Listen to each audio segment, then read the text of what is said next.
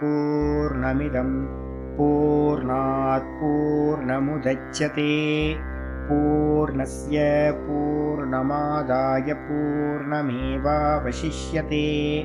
ॐ शान्ति शान्ति शान्तिः। ॐ गुरुर्ब्रह्मा गुरुर्विष्णुर्गुरुर्देवो महेश्वरः गुरुसाक्षात् परं ब्रह्म तस्मै श्रीगुरवे नमः। शङ्करं शङ्कराचार्यं केशवं बादरायणं सूत्रभाष्यकृतौ वन्दे भगवन्तौ पुनः पुनः। ईश्वरो गुरुरात्मेति मूर्तिभेदविभागिने व्योमवद्व्याप्तदेहाय दक्षिणामूर्तये नमः। सदाशिवसमारम्भां शङ्कराचार्यमध्यमाम् अस्मदाचार्यपर्यन्तां वन्दे गुरुपरम्पराम्। ॐ यो ब्रह्माणं विदधाति पूर्वं यो वै वेदांश्च प्रहिणोति तस्मै तं हदेवमात्मबुद्धिप्रकाशं मुमुक्षुर्वै शरणमहं प्रपद्ये। ॐ शान्ति शान्ति शान्तिः। ॐ असतो मा सद्गमय तमसो मा ज्योतिर्गमय मृत्योर्मामृतं गमय। ॐ शान्ति शान्ति शान्तिः।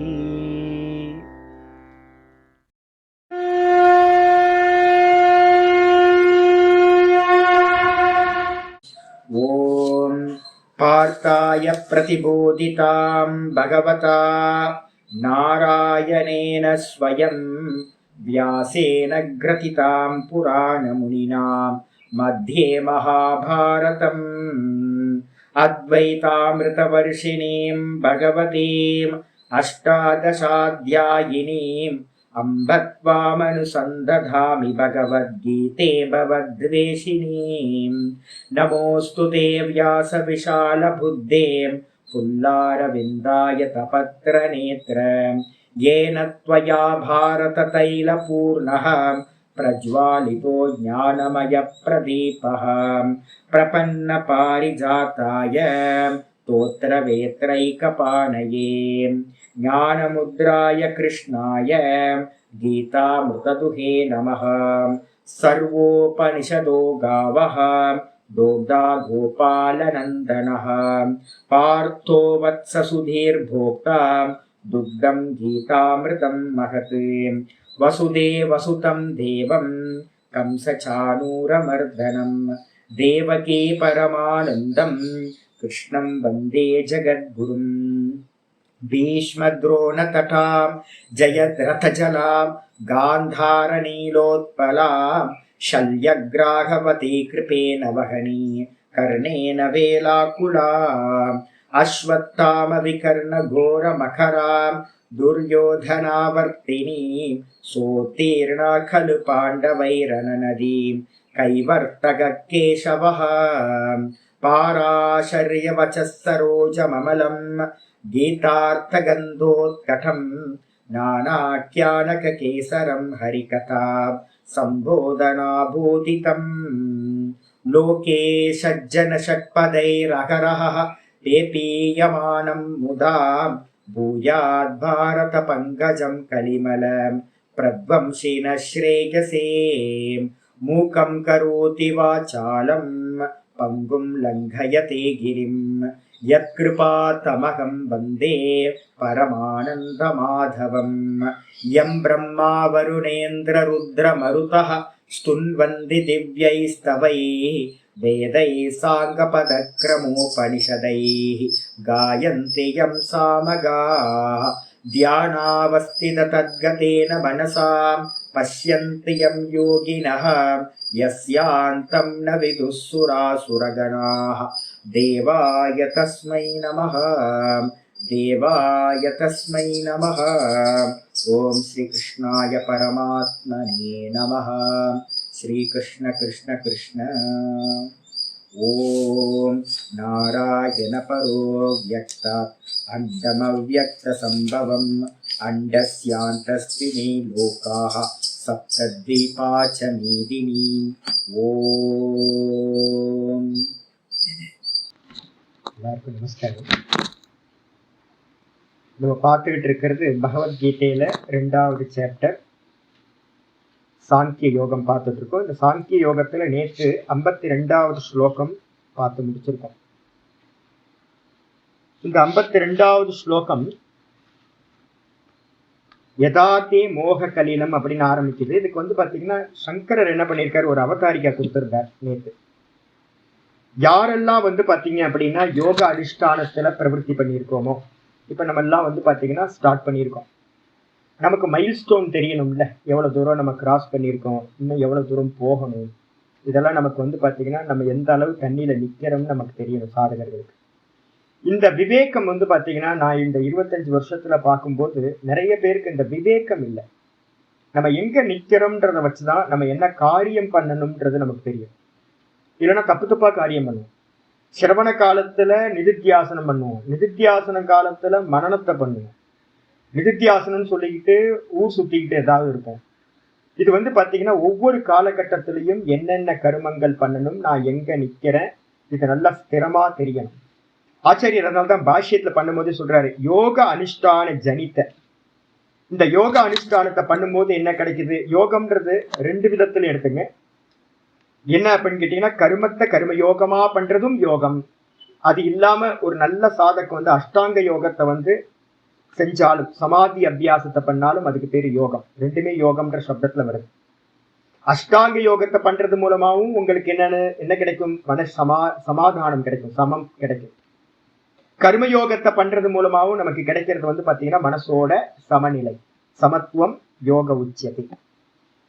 இந்த சமத்தை அடையும் போது பாத்தீங்கன்னா எப்ப எனக்கு யோக அனுஷ்டான ஜனித்த இந்த சமம் கிடைச்சதுன்னா மட்டும்தான் உங்களுக்கு என்ன கிடைக்கும், இருக்கிறத இருக்கிற மாதிரி பார்க்க முடியும். மனசு பாத்தீங்கன்னா வெளியில இருக்கிற விஷயங்களோட எந்த ஒரு அட்டாச்மெண்ட்டும் இல்லாம சுதந்திரமான மனசு, ரொம்ப குவைட்டா இருக்கிற மனசுனால இருக்கிறத இருக்கிற மாதிரி பார்க்க முடியும். விருப்பு வெறுப்பு இல்லாம ராகத்வேஷம் இல்லாம இருக்கக்கூடிய மனசுக்கு பேர் தான் என்ன சொல்றோம், சித்த சுத்தி அப்படின்னு நம்ம சொல்றோம். அப்ப யோக அனுஷ்டானத்தினால சமாதி அபியாசத்திலேயோ இல்ல பாத்தீங்கன்னா கர்மயோக அனுஷ்டானத்திலேயோ இந்த 2த்துலயும் ஈடுபட்டவனுக்கு என்ன உண்டாகுதுன்னா சித்த சுத்தின்னு சொல்லக்கூடிய மனசு பாத்தீங்கன்னா வெளி விஷயங்கள்ல போகாத நிலை உண்டாகும்.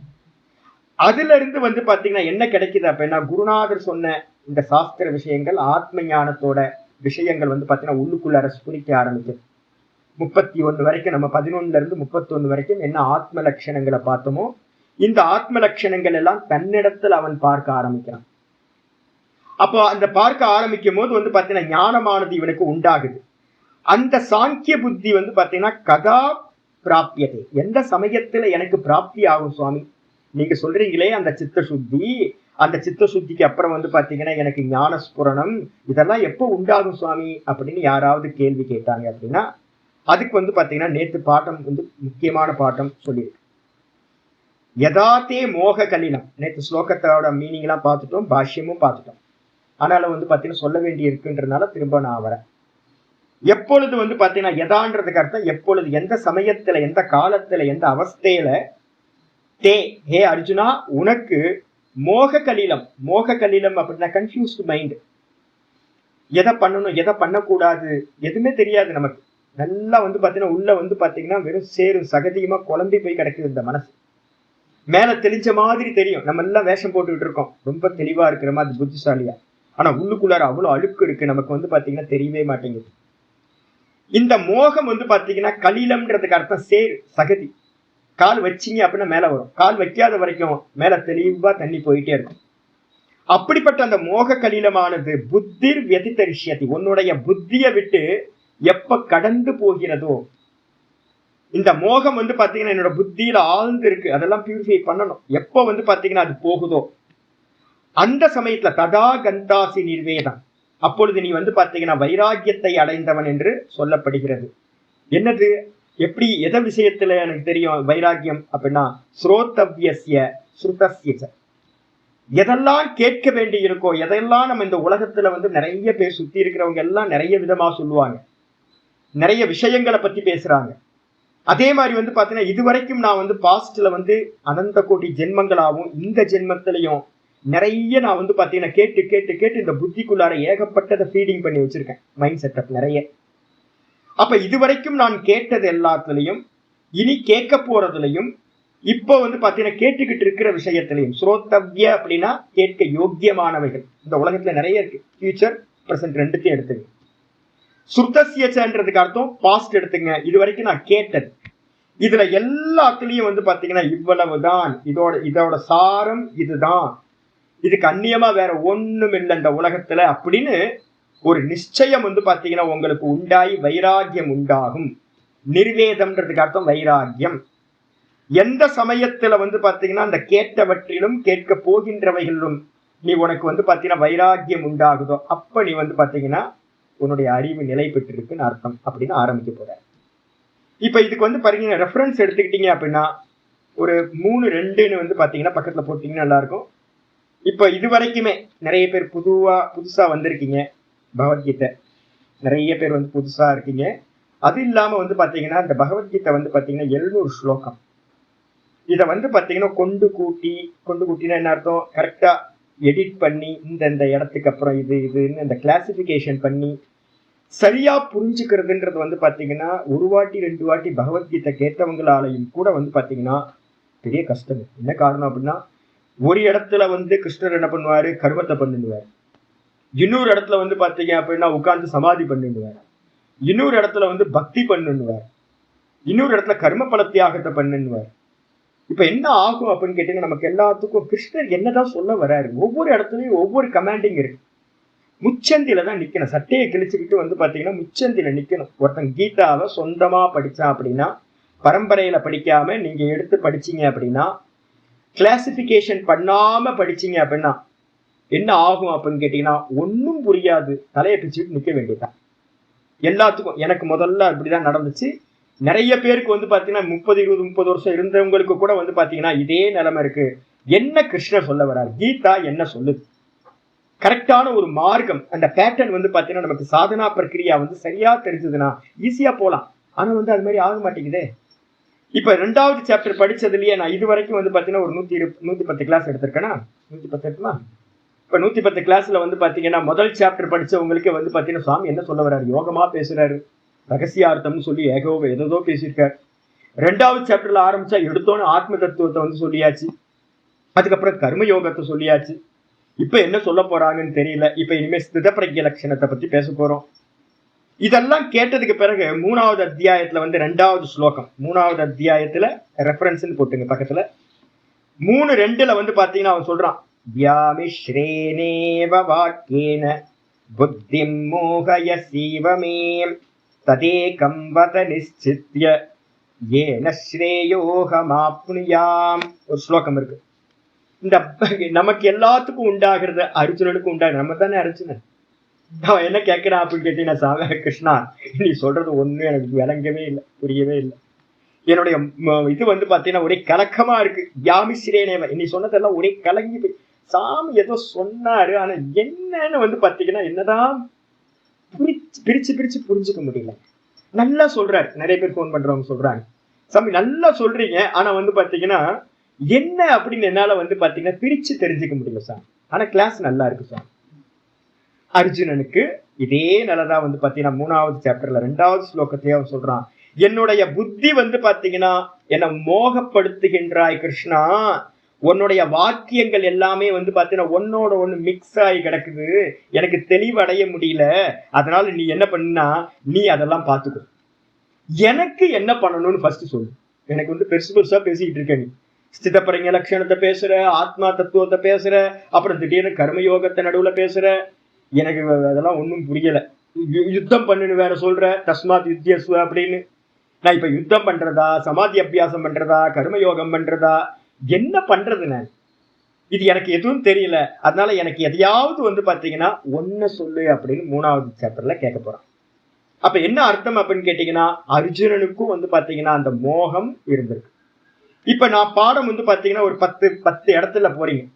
முரளிதர சுவாமிகள்கிட்ட போனீங்கன்னு வச்சுங்களேன், முரளிதர சுவாமிகள் என்ன பண்ணுவாருன்னா, ராமநாம சப்தம் போதும், ஹரே ராம ஹரே கிருஷ்ணா போதும் அப்படின்னு அவர் சொல்லுவார். நமக்கு எங்க எதை பொறுத்து வைக்கணும்னு தெரியாது.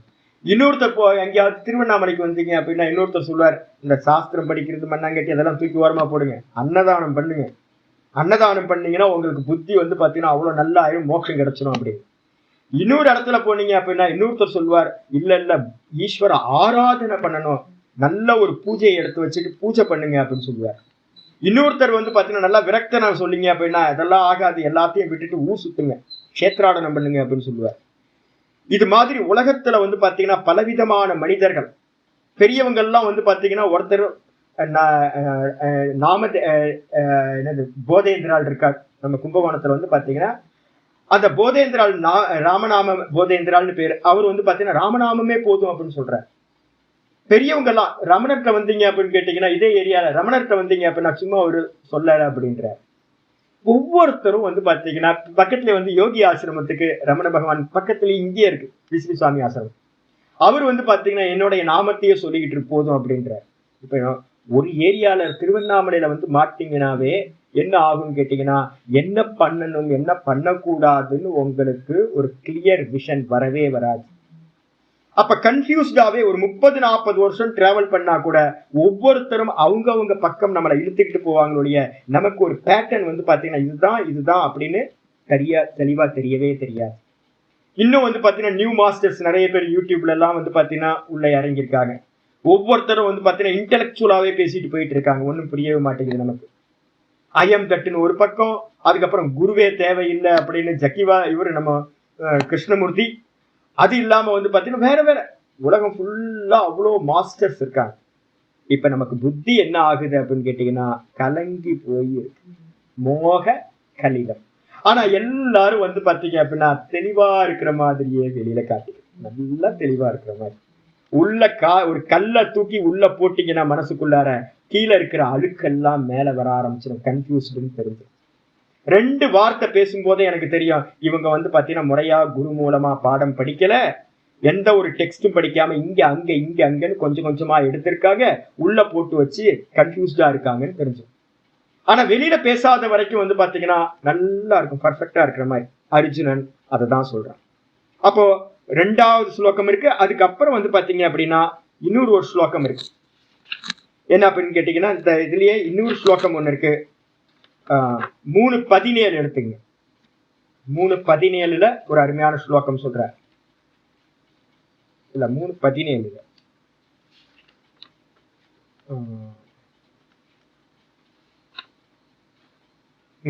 4:35 போட்டு 4:35 இதெல்லாம் எதுக்காக நான் சொல்றேன் அப்படின்னு கேட்டீங்கன்னா, மொத்த பகவத்கீதையே நீங்க சுருக்குனீங்க அப்படின்னா எவ்வளவு வரும்னா 55, பகவான் சொன்ன மாதிரி ஒரு 55 ஸ்லோகத்துக்குள்ளார மொத்த பகவத்கீதையை கொண்டு வந்துடலாம். அது சம்பந்தமான ஸ்லோகங்கள் எல்லாத்தையும் ஒன்னா கிளாசிஃபை பண்ணிக்கிட்டே வரதுக்காக தான் இந்த ஸ்லோகங்கள் ரெஃபரன்ஸ் எல்லாம் நான் கொடுத்துட்டு இருக்கேன். 4:35 யஜ்ஞாத் 4 வந்து பாத்தீங்கன்னா 35 யஜ்ஞாத்வான புனர்மோகம் ஏவம் யாஸ்யசி பாண்டவ ஏன பூதான்யசேஷேன திரக்ஷ்யஸ்யாத்மன்யதோ மயி. ஒரு அருமையான ஸ்லோகம் இருக்கு. எப்ப வந்து பாத்தீங்கன்னா என்னுடைய மோகம் வந்து பாத்தீங்கன்னா நாசத்தை அடையும், நான் வந்து பாத்தீங்கன்னா தெளிவா அவன் அப்படின்னு கேள்வி கேட்டீங்கன்னா அங்க சொல்ற யஜ்ஞாத்வா ந புனர்மோகம். ரொம்ப முக்கியமான வார்த்தை சொல்றார். எந்த ஒன்றை நீ அறிந்து கொண்டால் உனக்கு மோகமானது மொத்தமா இல்லாமல் போகுமோ அந்த ஒன்றை அறிஞ்ச பிறகு எப்படி அறியணும்? எந்த அறிஞ்சதுக்கு பிறகு பூதானி அசேஷேன, இந்த உலகத்துல இருக்கிற சர்வ ஜீவராசிகளும் வந்து பாத்தீங்கன்னா ஆத்மாலையே நீ எப்பொழுது பார்ப்பாயோ. ரொம்ப முக்கியமானது, அத்வைத சித்தின்னு பேர் இருக்கு. இந்த மொத்த பிரபஞ்சமும் வந்து பாத்தீங்கன்னா வெறும் திருஷ்யங்கள், ஒரு சினிமா காட்சி மாதிரி போயிட்டு இருக்கு. பார்க்கின்ற நான் மாத்திரம்தான் வந்து பாத்தீங்கன்னா சத்தியம், நான் ஸ்கிரீன் மாதிரி இருக்கேன், எனக்கு மேல இது எல்லாமே கல்பிதம் அப்படின்னு அந்த நான் அப்படின்ற தத்துவத்துல நின்னு இது எல்லாம் என் மீது கல்பிதம் அப்படின்னு நீ எப்ப பார்க்கிறேயோ அப்ப வந்து பாத்தீங்கன்னா தெரிஞ்சு போயிடும் இதெல்லாம் சும்மா வந்து போறது, இது எல்லாமே சொப்பன மாதிரி, நான் தான் சத்தியம் பார்ப்பவன் அப்படின்னு ஒன்ன நீ அறிஞ்ச அப்படின்னா அந்த க்ஷணத்துல வந்து பாத்தீங்கன்னா மோகம் எல்லாம் போயிடும். அனந்த கோடி சிருஷ்டி வரும், அனந்த கோடி சிருஷ்டி போகும். தேகங்கள் நிறைய தேகங்கள் வரும், நிறைய தேகங்கள் போகும். ஒவ்வொரு கேரக்டரும் ஒவ்வொரு விதமா இருக்கும், மேல கீழே எல்லாம். இந்த தேகத்திலிருந்து எல்லா தேகங்களும் வந்து பாத்தீங்கன்னா கல்பிதமானது, காணல் ஜலமானது. எப்படி சிப்பியில வெள்ளி தெரியுதோ அதே மாதிரி வந்து பாத்தீங்கன்னா இதெல்லாம் நானுக்கு மேல தெரியுதுன்னு நீ எப்ப பாக்குறியோ அப்போ வந்து என்ன ஆயிடும், உன்னுடைய மோகம் எல்லாம் பங்கமாயிடும் அப்படின்னு வந்து பாத்தீங்கன்னா ஞானத்தோட விஷயத்த 4:35 சொல்றார். இதேதான் வந்து பாத்தீங்கன்னா இங்க கேள்வி கேட்கிறான். என்னன்னு கேட்டீங்கன்னா எப்ப போகும் அப்படின்னு கேட்டீங்கன்னா, எந்த சமயத்துல கேட்டது இனி கேட்க போறது எல்லா விஷயத்திலும் இதெல்லாம் பொய், இதெல்லாம் வெறுமனே பொய், வெறும் சொப்பனம் தான். சொப்பனத்துக்கும் இப்ப நம்ம பார்த்துக்கிட்டு இருக்க, இப்ப நான் பாடம் எடுத்துக்கிட்டு இருக்கேன், இதுவும் சொப்பனத்துக்கும் எந்த டிஃபரெண்ட் இல்லை. நேற்று பாடம் எடுத்தேன், நேற்று பாடத்துல நீங்க எல்லாம் கலந்துக்கிட்டீங்க, அதுவும் மெமரிஸா போயிருக்கா. நேற்று சொப்பனம் பார்த்தீங்க, நேற்று ராத்திரி, அந்த சொப்பனமும் இப்ப மெமரியா இருக்கா. இந்த ரெண்டுத்துக்கு ஏதாவது டிஃபரெண்ட் இருக்கான்னு யோசிச்சு பாருங்க. இது வரைக்கும் கடந்து போன எல்லா நிகழ்வுகள் உங்க லைஃப்ல என்னெல்லாம் நடந்திருக்கோ அது எல்லாம் இப்ப என்னவா இருக்கு அப்படின்னு கேட்டீங்கன்னா உங்களோட மெமரிஸா உங்க சித்தத்துல பதிவாயிருக்கு. ரீகால் பண்ணலாம், நான் 10 வயசுல எப்படி இருந்தேன், 20 வயசுல எப்படி இருந்தேன், 30 வயசுல எப்படி இருந்தேன், இதை பண்ணுனேன் அதை பண்ணேன் அப்படி. அதே மாதிரி வந்து பாத்தீங்கன்னா நான் போன வாரத்துல ஒரு சொப்பனம் பார்த்தேன், அதுல இப்படி நடந்துச்சு. 2 நாளுக்கு முன்னாடி ஒரு சொப்பனம் பார்த்தேன், அதுல இப்படி பண்ணி இங்க போயிருந்தேன், அங்க போயிருந்தேன், நேற்று சொப்பனத்துல போயிருந்தேன். இப்ப என்னன்னு கேட்டீங்கன்னா சொப்பனத்தோட பதிவுகள் எப்படி இருக்கோ அதே மாதிரிதான் நம்ம கடந்து வந்த ஜாகிரதத்துல என்ன நடந்திருக்கோ இது எல்லாம் வந்து பாத்தீங்கன்னா வெறும் பதிவுகளா தான் இருக்கு. நம்ம நினைச்சுக்கிட்டு இருக்கோம் இப்ப நம்ம பிரசன்ட்ல நடக்கிறது இது கனவுன்னு தெரியாம இத வந்து சத்தியம்னு நம்ம நினைச்சுக்கிட்டு இதோட முக்கியத்துவம் கொடுத்துட்டு இருக்கோம். வேக்கப் ஆகல. இன்னும் எப்ப நம்ம வேக்கப் ஆகிறோமோ, விழிப்புணர்வு வர ஆரம்பிச்சிருச்சோ அந்த சமயத்துல நமக்கு தெரிஞ்சிடும் எல்லாம் வந்து போகும் சொப்பன மாதிரி அப்படின்னு. இம்பார்ட்டன்ஸ் எதுவுமே கொடுக்க மாட்டோம், மனக்கலக்கம் எதுவுமே உண்டாகாது, மோகம் எல்லாம் போயிடும். மோகம் போகணும், இது சத்தியம் இது சத்தியம் இது சத்தியம் நினைச்சுக்கிட்டு இருக்கமே. நம்ம கேட்கறது பார்க்கறது பேசுறது எல்லாத்தையும் சத்தியம் நினைக்கிறோம், இதுதான் மோகம். நான் மாத்திரம் பார்க்கின்ற நான் மாத்திரம் தான் சத்தியம், ஆத்மா மாத்திரம் தான் சத்தியம், பார்க்கப்படுகின்ற எல்லாம் பொய்ன்னு எப்ப தெரியுதோ அப்ப வந்து பாத்தீங்கன்னா வைராகியம் வந்துடும், மோகம் வந்து பாத்தீங்கன்னா இல்லாம போயிடும். இதுதான் வந்து பாத்தீங்கன்னா சொல்ல வராது. இதுக்கப்புறம் வந்து பாத்தீங்கன்னா இன்னைக்கு பாட்டம் ஆரம்பிக்குது. ஆச்சாரியார் அதையே டெவலப் பண்ற ரொம்ப அற்புதமான ஸ்லோகம். 53வது ஸ்லோகத்துல அவதாரிக்கா இருக்கு. மோக கலில அத்திய துவாரேன, மோகத்தை வந்து பாத்தீங்கன்னா கலிலம், கலிலம்னா சேரு, மோகம்ன்ற சேரு. இந்த சேர்ல வந்து பாத்தீங்க அப்படின்னா அத்திய துவாரேன கடந்து போறது மூலமா நமக்குள்ளார வந்து பாத்தீங்கன்னா இப்ப நான் சொல்லிட்டு இருக்கிறது எல்லாமே அதுதான். திரும்ப திரும்ப உங்களுக்கு ஏன் ரிப்பீட் பண்றேன் அப்படின்னு கேட்டீங்கன்னா எல்லாத்துக்கும் மோகம் ரொம்ப ஸ்ட்ராங்கா இருக்கு. ஒரு வாட்டி சொன்னா புரிய மாட்டேங்குது, திரும்ப திரும்ப சமட்டி எடுத்து அடிக்கணும். மோக முத்கரம் திரும்ப திரும்ப அடிச்சுக்கிட்டே இருக்கணும், சுத்தியில வச்சு அடி அடி அடின்னு அடிச்சு. அதே மாதிரி எப்ப வந்து பாத்தீங்கன்னா மோகம்னு சொல்லக்கூடிய அந்த பொல்யூஷன் ஆனது அத்திய துவாரனை அதை கடந்து போறது மூலமா என்னாவது லப்த ஆத்ம விவேகஜ பிரஜ்ஞா. லப்த ஆத்ம விவேகம்னா என்ன அர்த்தம், இதெல்லாம் பொய்ன்னு தெரிஞ்சு அது மூலமா வந்து பாத்தீங்கன்னா நான் எதை அடைகிறேன்னு கேட்டீங்கன்னா நான் வேற, இந்த வெளியில இருக்கக்கூடிய இந்த திருஷ்யங்கள் எல்லாம் வேற. ஆத்ம விவேக ஜ பிரஜ்ஞா, ரொம்ப அற்புதமான வார்த்தை. ஆத்ம விவேகத்தினால, ஆத்மா என்ன அர்த்தம், ஆத்மா அனாத்மா, நான் பார்ப்பவன், இந்த தேகம் பார்க்கப்படுறது, இந்த ஜெகத் வந்து பாத்தீங்கன்னா பார்க்கப்படுறதா இருக்கு. மிச்சம் இல்லாம 2 கேட்டகரி தான். ஒண்ணு பார்ப்பவன், பார்ப்பவனுக்கு மேல இருக்கிறது எல்லாம் செகண்டரி தான்.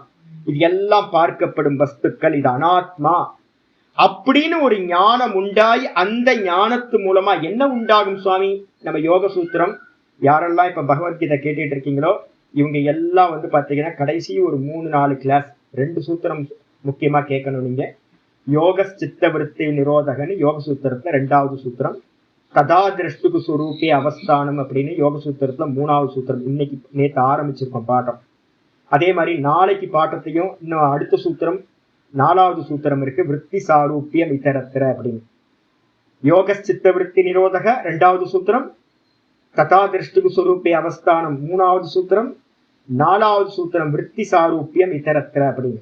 இந்த 3 சூத்திரங்களையும் யாராவது சமயம் இப்ப லீவ் கிடைச்சது அப்படின்னா இவங்க என்ன பண்ணணும், இப்ப நம்ம போயிட்டு இருக்க இந்த பார்ட்ல இருக்கிற எல்லாத்தையும் அதோட கம்பேர் பண்ணி நீங்க படிச்சீங்கன்னா அற்புதமா உங்களுக்கு ஒரு நல்ல நாலேஜ் கிடைக்கும்.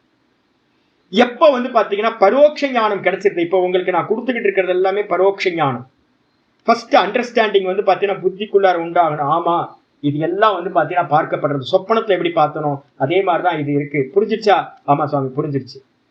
புரிஞ்சா போதுமானா? புரிஞ்சா பத்தாது. அதுக்கு அடுத்தது அந்த விவேகத்து மூலமா எது உண்டாகுது அப்படின்னா பிரஜ்ஞ.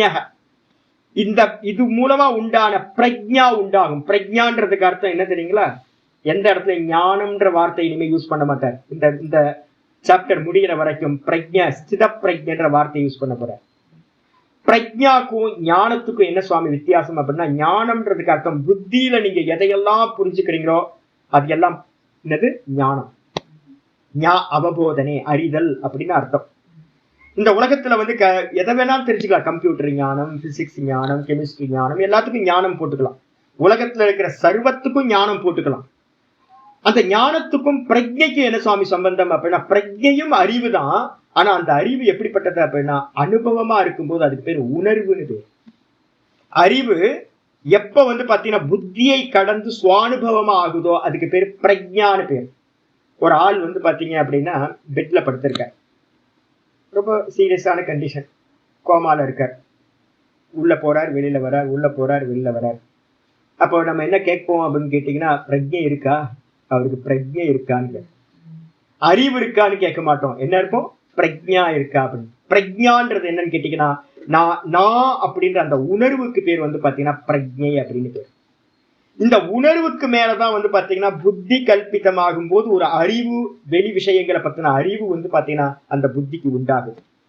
ஃபர்ஸ்ட் பிரஜை இருக்கேன், அதுக்கப்புறம் தான் என்னவா இருக்குன்றது புத்தி வேக்கப்பானதுக்கு பிறகுதான் நான் என்னவா இருக்கேன்றது அறிவு உண்டாகுது. ஆனா பாத்தீங்கன்னா அந்த அறிவு இல்லாதவங்களுக்கு கூட பாத்தீங்கன்னா வெறுமனே பிரஜையானது இருக்கும். அப்ப பிரஜான்றதுக்கு அர்த்தம் டைரக்டா எடுத்துக்கிட்டீங்க அப்படின்னு கேட்டீங்கன்னா என்ன அர்த்தம்னா உணர்வு, கான்சியஸ்னஸ், பேசிக்கா இருக்கக்கூடிய கான்சியஸ்னஸ். அப்போ முதல்ல பாத்தீங்கன்னா ஆத்ம விவேகத்தை நம்ம அடைகிறோம். விவேகத்தை அடைஞ்சதுக்கு பிறகு தான் தானா நிக்கிறது, ததா திரஷ்டுகு சொரூபே அவஸ்தான். தான் தானா நிக்கிறது மூலமா பாத்தீங்கன்னா பிரஜையானது அடையப்படுது. பிரஜான்னு சொல்லக்கூடிய கான்சியஸ்னஸ்ல நிக்கிறான். கதா கர்மயோகஜம் பலம். அப்படிப்பட்ட அந்த பிரஜா மோக அத்தியத்வாரேன லப்த ஆத்ம விவேகஜ பிரஜா. அம்முறையா பாத்தீங்கன்னா மோகத்தை ஆச்சாரியர் மூலமா மோகத்தை தாண்டி ஆத்ம அனாத்ம விவேகம் பண்ணி அந்த பிரஜைய ஒருத்தன் அடைஞ்சிட்டான். புத்தி தத்துவத்தையும் கடந்து போய் தான் அப்படின்ற உணர்வை அடைஞ்சவன். அந்த நிலை பாத்தீங்கன்னா கதா கர்மயோகஜம் பலம். இதுதான் கர்மயோகத்தோட பிரயோஜனம். பரமார்த்த யோகம் அவாப்சியசி. அப்படிப்பட்ட அந்த பரமார்த்த யோகத்தை எப்போ அடைகின்றான்? முதல்ல மனசோட சமநிலையை அடையணும். ரொம்ப ராயல் இதுங்க. கர்மயோகத்தை பண்றீங்க, கர்மயோகத்தை பண்ணிட்டு இருக்கும் போதே மனசு சமாதானம் அடையும், மனசு சமத்துவம் கிடைக்கும். கர்மயோகத்தோட எண்டு பாத்தீங்கன்னா சமத்துல இருந்து நம்ம என்ன பண்ண போறோம்? சமாதி அபியாசத்துக்கு போகிறோம். அந்த சமம் பாத்தீங்கன்னா ஏதாவது ஒண்ணுத்துல பாத்தீங்கன்னா பிக்ஸ் ஆச்சுன்னா அதுக்கு பேர் சமாதின்னு பேர். கண்ணை மூடி உட்காரணும், அதுக்கு ஒரு சமம் வேணும் இல்ல? சஞ்சலமா இருக்கிற புத்தி பாத்தீங்கன்னா எப்படி கண்ணை மூடி உட்கார முடியும்? அப்ப முதல் ஸ்டெப் பாத்தீங்கன்னா வெளிக்காரியங்கள் எல்லாத்தையும் ஈஸ்வரார்ப்பணமா பண்ணி மனசு கொந்தளிப்பு இல்லாம சஞ்சலம் இல்லாம முதல்ல சமத்தன்மை. இதுக்கப்புறம் பாத்தீங்கன்னா குருநாதர் மூலமா மெதுவா மெதுவா வேதாந்த சிரவணம். அதுக்கப்புறம் உள்ளுக்குள்ளார நல்லா மனனம், நல்லா இது இல்லை இது இல்லை, நான் வேற இது வேற, நான் வேற இது வேறன்னு எல்லாத்தையும் விவேகம் பண்ணி பிரிச்சு பிரிச்சு பிரிச்சு பிரிச்சு பார்க்கணும். பிரிச்சு பார்த்ததுக்கு அப்புறம் எல்லாத்தையும் இது இல்லை, நான் இது இல்லை இது இல்லைன்னு எல்லாத்தையும் நேர்த்தி பண்ணிக்கிட்டே வர்றது. நேர்த்தி பண்ணிக்கிட்டே பாத்தீங்கன்னா மிச்சம் பாத்தீங்கன்னா இருக்கக்கூடிய தான்ல மட்டும் பாத்தீங்கன்னா நிக்கிறது. அந்த தான்லயே பாத்தீங்கன்னா எஸ்டாப்ளிஷ் ஆகுறதுக்கு பேர் சமாதின்னு பேர். அப்ப பேஸ் எதுப்பா அப்படின்னு கேட்டீங்கன்னா, நீங்க இந்த ஆத்தியாத்மிகத்துக்குள்ளார நுழைஞ்சிங்கனாவே பேஸே பாத்தீங்கன்னா சமத்துவம் வேணும். அந்த சமத்துவத்துக்கு பாத்தீங்கன்னா கர்மயோகஜம் பலம். அந்த சமத்துவம் கர்மயோகத்துல இருந்து உண்டாகக்கூடியது. அப்ப கர்மயோகத்துல இருந்து சமத்துவம் சமத்துவத்துல இருந்து சிரவண மனன நிதித்தியாசனம், நிதித்தியாசனத்தோட எண்டல சமாதியானது உண்டாகுது. அதுதான் வந்து பாத்தீங்கன்னா ஜீவன் முக்தின்னு சொல்லக்கூடியது. அந்த பலன் எப்ப வந்து பாத்தீங்கன்னா அவாப்சியாமி, எப்போ சாமி அந்த பலனை அடையிறது? எல்லாத்துக்கும் பிரமிப்பா இருக்கும். ஐயோ இவ்வளவு பெரிய மலையா? நான் ஏற்கனவே சொல்லியிருக்கேன், இமயமலையில யாத்திரை பண்ணும் போது ஒரு பெரிய இது நடக்கும். ஃபர்ஸ்ட் டைம் நான் ஒரு 25 வருஷத்துக்கு முன்னாடி ரிஷிகேஷ் டு ரிஷிகேஷ் வந்து பார்த்தீங்கன்னா சார்தாம் யாத்திரை போகணும். அப்படி வயசு தானே, அப்பெல்லாம் தெரியாது, இளங்கன்று பயம் அறியாதுன்னு சொல்ற மாதிரி கிளம்பிடுவோம். நமக்கு வந்து பார்த்தீங்கன்னா எந்த மலையும் சின்ன மலையை கூட ஏறி இறங்கி பழக்கமே இல்லை. நடக்க விட்டாங்க, நான் 5 பேர் சாதுக்கள் கூட நடக்க விட்டாங்க. நடந்து போயிட்டே இருக்கோம். லைட்டா வந்து இயர்லி மார்னிங் வந்து பார்த்தீங்கன்னா ஸ்டார்ட் பண்ணிட்டோம். நல்லா போயிட்டு இருக்கு. ரிஷிகேஷ்ல இருந்து கிராஜுவலா வந்து போயிட்டே இருக்கு மேலே. அதுக்கப்புறம் ஈவினிங் வந்து பார்த்தீங்கன்னா ஒரு ரிஷிகேஷ்ல இருந்து ஒரு 33 கிலோமீட்டர் தள்ளி ஒரு பியாசின்னு ஒரு வில்லேஜ் இருக்கு. அங்கே போய் நைட்டு ஸ்டே ஹால்ட் பண்ணிட்டோம். 33 கிலோமீட்டர் கிராஸ் பண்ணிட்டோம். ரொம்ப ஆனந்தம். முதல் நாள்ல ரொம்ப ஆனந்தம். மறுநாள் காலையில வந்து பார்த்தீங்கன்னா எந்திரிச்சோன்னே பக்கத்துல இருந்த கைட் பண்ற சுவாமி சொல்றாரு, லைட்டா விடிய ஆரம்பிக்குது. நாங்கள் நடக்க ஆரம்பிச்சிட்டோம். நடக்க ஆரம்பிச்சோன்னே நம்ம போக வேண்டிய தூரம் அதோ அங்க லாரி பஸ் எல்லாம் போயிட்டு இருக்கு பாருங்க. எங்களுக்கு அப்படியே உண்மையிலேயே ஐயோ மாட்டிக்கிட்டோம் இவங்கள்ட்ட வந்து. எவ்வளோ தூரம் பாக்குறதுக்கு வந்து பாத்தீங்கன்னா லாரிலாம் வந்து பாத்தீங்க அப்படின்னா கொசு மாதிரி தெரியுது. லாரி பஸ் எல்லாம் கொசு மாதிரி தெரியுது. பீக் வந்து பாத்தீங்க அப்படின்னா கண்ணு கெட்டாத உயரம், தூரம் கண்ணு கெட்டாத உயரம். அதுக்கு நடுவுல ஏகப்பட்ட மலைகள் வேற இருக்கு. நான் நினைச்சேன் செத்தோம், நம்ம வந்து வசமா மாட்டிக்கிட்டோம் இவங்கள்ட்ட அப்படின்னு. அந்த தூரத்தை பார்க்க பார்க்க நமக்கு என்ன உண்டாகுன்னா அப்படியே பயம் கம்பனம் உண்டாது. அதுக்கப்புறம் மெதுவா மெதுவா போக ஆரம்பிச்சாச்சு. போக ஆரம்பிச்சதுக்கு அப்புறம் ஒரு ஆஃப்டர்நூன் ஒரு 2 மணிக்கெல்லாம் நான் வந்து பார்த்தீங்கன்னா எந்த இடத்த பார்த்து நான் பிரமிச்சனோ அந்த இடத்துல இருந்து நாங்க ஸ்டார்ட் பண்ண இடத்த பார்க்குறோம். எங்க ஆச்சரியமா இருக்கும், நம்ம வந்துட்டோமா இந்த இடத்துக்கு? ஆமா வந்தாச்சு. அப்படியே ஆப்போசிட் டைரக்ஷன்ல பாக்குறோம். வந்த இடம் வந்து பாத்தீங்கன்னா அங்க இருந்து லைட்டா ஒரு கொசு மாதிரி லாரி எல்லாம் போயிட்டு இருக்கு, பஸ் எல்லாம் போயிட்டு இருக்கு. அப்ப எப்ப தெரியுது அப்படின்னு கேட்டீங்கன்னா, எப்பவுமே நீங்க ஃபியூச்சர்ல வந்து பாத்தீங்கன்னா ஒரு லட்சியத்தை பார்க்கும்போது எப்படி இருக்கும் அப்படின்னா, மலையோட வந்து சிகரம் மாதிரி ரொம்ப தூரமா தெரியும். ஆனா வந்து பாத்தீங்கன்னா டிராவல் பண்ண பண்ண பண்ண அந்த டிராவல் பண்ண பண்ண பண்ண வந்து பாத்தீங்கன்னா அந்த லட்சியத்தை அடைஞ்சிருவீங்க.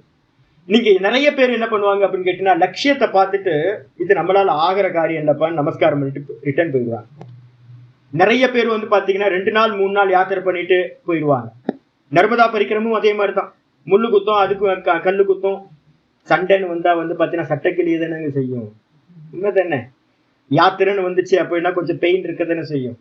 இப்ப இந்த யாத்திரையில வந்து பாத்தீங்கன்னா நான் சொல்றேன், சமத்துவ புத்தி அடையணும், சிரவண மனன நிதித்தியாசனம் பண்ணணும், அந்த நிதித்தியாசனத்தோட பரிபக்குவத்துல சமாதிய பிராப்தி பண்ணணும்.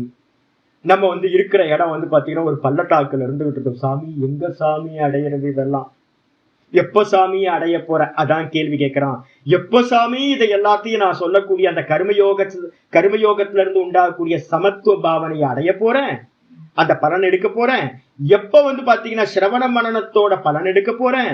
எப்ப வந்து நிதித்தியாசனத்தை பத்தி வந்து பண்ணி நீங்க சொல்றீங்களா சமாதி, அந்த சமாதியை நான் எப்ப சுவாமி கதா அவாப்சியாமி, எப்ப நான் அடைய போறேன் அப்படின்னு யாராவது ஒரு சாதகன் கேள்வி கேட்டாங்க அப்படின்னா, இது சேத் தத் ஸ்ருணு, அதை கேள்.